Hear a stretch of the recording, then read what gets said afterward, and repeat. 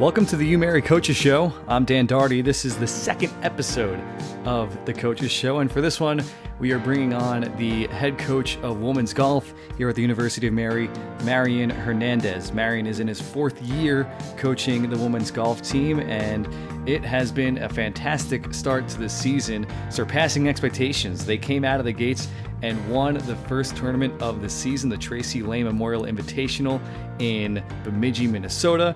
Since then, they've got a second place finish, another overall victory that was at home at the Marauders tournament. And this past week, they came in third place in Montana. One meet left for the fall season and then a winter break. And then we get to the spring season of golf where the NSIC championships will take place. So without further ado, here is my conversation with head coach Marion Hernandez.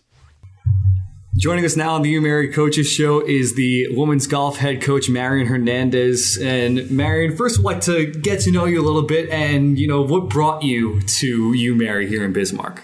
Yeah, I guess it's kind of, in short, my wife brought me to one of the Christmas dinners at the end of the year. I saw how everybody was treated and I was like, you know what? Sure. Let's try it. So I was in retail banking before that. So I did a lot of, home loans and things like that, car loans. But yeah, this is more fun, I believe. So yeah. And I know you're a collegiate golfer before, becoming a coach. So what got you into golf originally? I just wanted to be out of the house, honestly.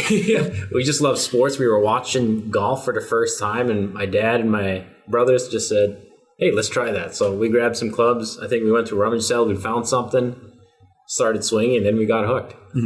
Great. And now, golf is not an easy sport. It takes a little while to get into. So what did you learn from your playing experience that now you can, instill in your coaching? Patience. The patience part of it. I think we're always looking for that. In golf, it's a long time to get a result. You're looking at 18 holes, 4, 5, 6 hours possibly, and just learning how to have that patience in each shot in that moment. So that's by far probably the biggest thing I could share on that. And this is an area that can be, unfriendly to golf at times. I mean, we were at that tournament over at the Hawk Tree where the winds were blowing way too fast for any golf balls to have any shot. So what's the challenges of bringing golfers here to play collegiately? At this point, it's the weather we can't control that. But we can set up the course and everything else as best we can, which I believe we did for our tournament, despite the 50 hurricane-like winds. But I think the more our program progresses, there's more people are just going to understand, UMary, we're a contending team. Then we got Minot State is always with us. So it's good that we have that good support locally to bring more teams here as we keep going. Yeah. And, it's a relatively smaller team. It's, 8 members. So how does that benefit you to be able to give more one-on-one time with these players? Yeah, it's just with 8. I think we're going to grow up to maybe about 11 for next year, which would be about our high. But it gives the opportunity for me to reconnect with each one. We are a team, but learning each personality, how everyone kind of functions, how to connect with each person differently, whether through practice one-on-one or by group sessions. So it really does give me a nice opportunity to get to know each individual one and how we all fit in this puzzle as a team. Yeah. And one of my favorite things about going to these meets is seeing, you and Leif going hole to hole, different golfers and giving them tips and pointers. Can you talk about that process of, finding the different golfers and giving them their tips and seeing what you're seeing and relaying that information to them? Yeah. So a big part of that is knowing the golfers. Some of them do ask for help or ask for advice, and some of them just want to plug away on their own. So kind of reading the body language, understanding who they are, each athlete as you go through. Obviously, if you see them in a bad position out there on the course, we go out there, try to help and boost their morale. Just keep them positive. In any case, as far as women's golf anyways, trying to keep them positive, and the men's side, trying to keep them re-engaged. So Yeah, we talked last week at the Marauders luncheon and the differences between coaching the men and the women. You're assistant coach on the men's team. So what are those differences in your mind? Yeah, the men's, they're definitely very serious. They take a lot of, they look at things a little differently. They're very analytical on that. So they'll run through the whole process and play the whole round in the first hole. Whereas, the women's team, they're trying to get into the nitty gritties. Like every shot matters. Yes, it does. But at the same time, you hit a shot, but you gotta let it go. You gotta live in that moment and just like relax out of it, if you will. So yeah, it's kind of different on there. And I kind of relate because when I played collegiately, I get it. I was, sometimes I wasn't too engaged, So it's kind of that whole background. My background in collegiate golf certainly helps in both aspects, and I'm still learning, trying to figure out how to better communicate to my golfers. So. And what are the similarities and differences between your coaching style with Leif's? I think we're very easygoing. We have to go with the flow on here.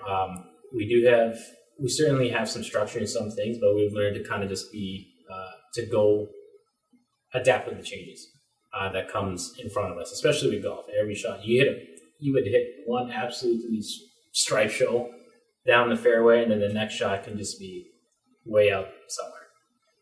So between the two of us, I think we're able to read each of our players pretty good and get them back into the zone of where they need to be at that point in time in the course.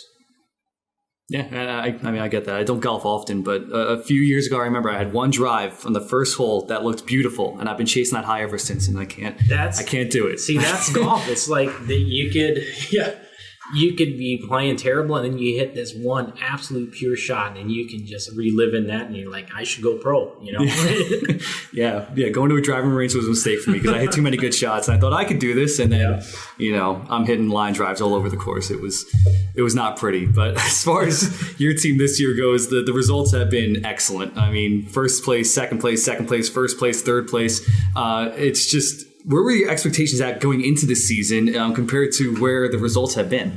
I gotta admit, we did come off firing like right away. I didn't expect that win right away. I knew we would place a lot higher than we have previously, just because with Ruby, and then we have more experience now with Carrie, Abby, and Grace, Ruby, Annie, them on the top.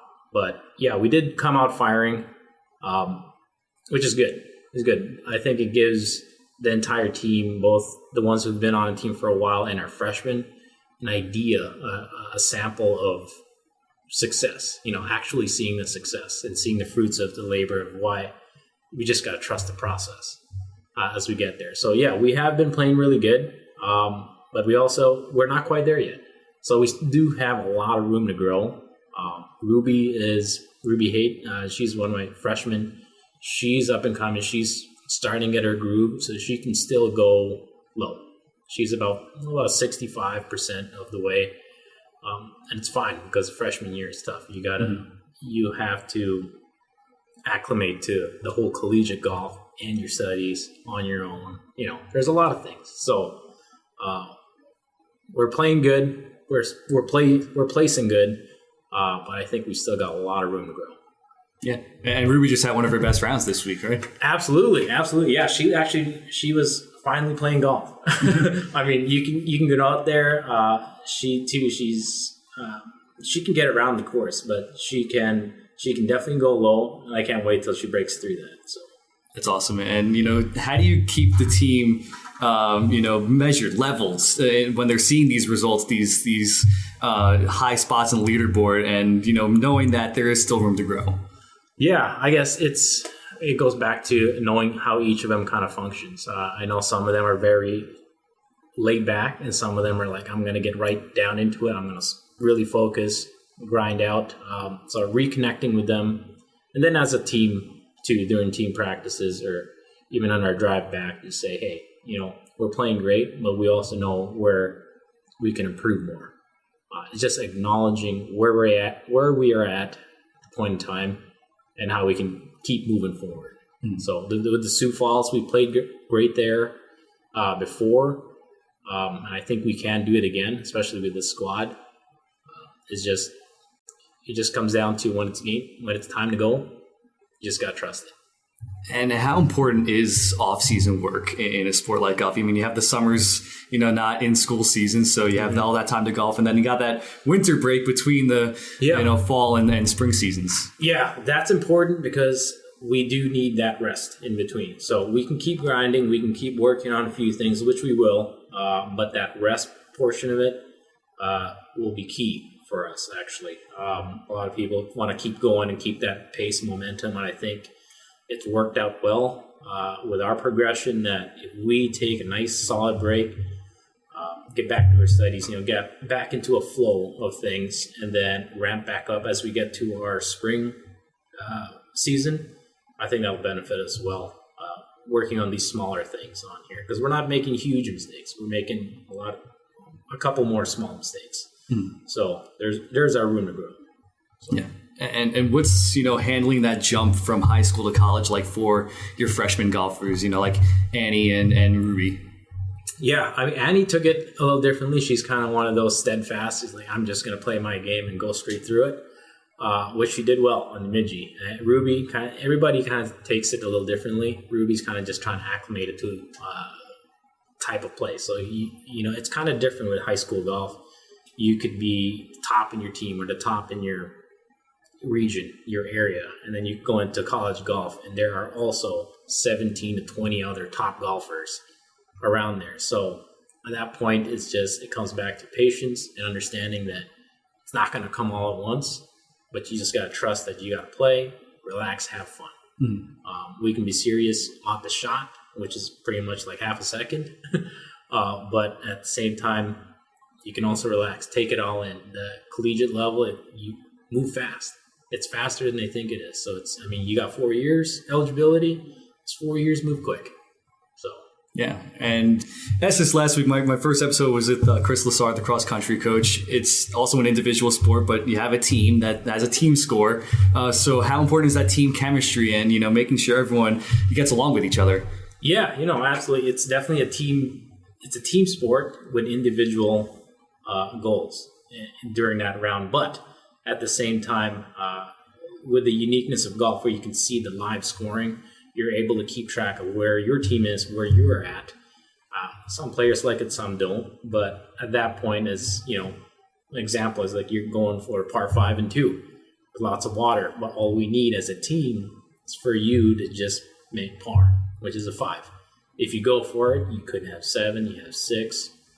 So understanding that. So I think a lot of my players, even the freshmen, are coming in smart. They understand what needs to be done to get the result that we need as a team. So at the same time, also achieving your goal somewhat as an individual.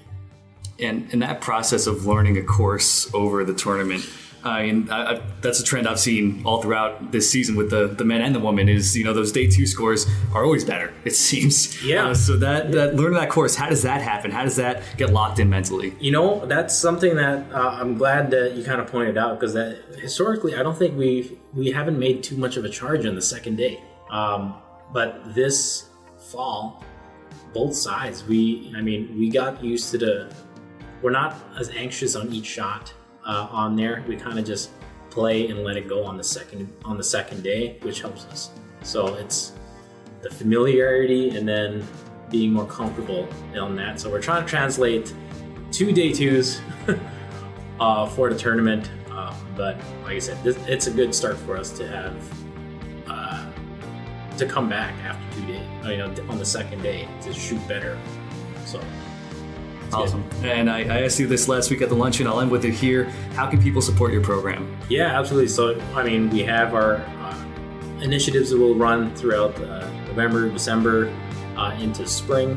So Birdie Club, things like that. But yeah, just showing up, kind of just sharing our name or liking our Instagram page or social media, just anything like that. So even if you just mentioned you're going to UMary, you hear somebody's going there, supporting the Armada in other different ways. So attending like volleyball games, basketball games. We're helping out, our team's helping out, and so are other teams. So we're all helping out. It's for the ship, if you will. So everybody's kind of helping out and just supporting anyone, basically. And that'll help our program and everyone else. Great. Well, it was great talking to you, Marion, and best of luck next week. All right, thanks. A big thank you to Coach Marion Hernandez for his time, and thank you for listening to the UMary Coaches Show. And tune in Wednesdays to our social media channels for the latest episodes, and visit goumary.com for links to all of our social media channels and our YouTube channel as well. Again, thanks, and go Marauders!